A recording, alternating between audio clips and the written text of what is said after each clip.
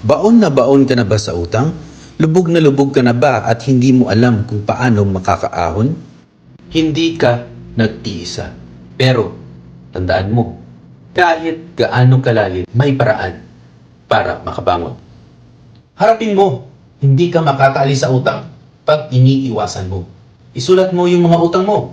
Kung magkano, kanino, at kailan ang due. Kahit masakit makita, ito ang unang hakbang para magkaroon ka ng plano. Mag-budget planning.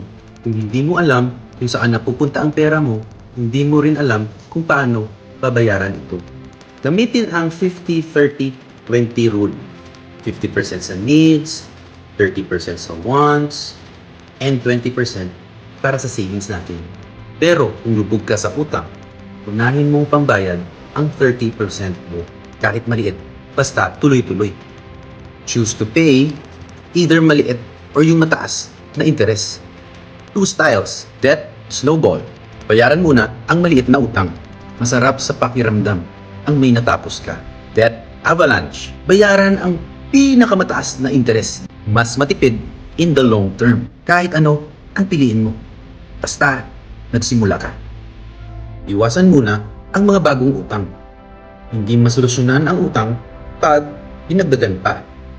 Kung credit card ang problema, itabi muna. Mas mahirap makaalis sa utang pag tuloy-tuloy ang mga gastos. Humanap ng extra income o tulong pinansyal na may layunin.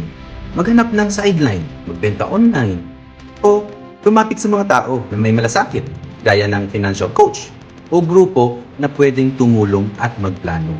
Kung may bonus o extra income, gamitin pangbayad sa utang at huwag panggastos. Hindi madali, pero posible. Hindi mo kailangan maging mayaman para makaahon. Kahit paunti-unti, basta tuloy-tuloy. Makakaahon ka rin. Kailangan mo lang magsimula. Hindi ka nag-iisa. Kaya mo to.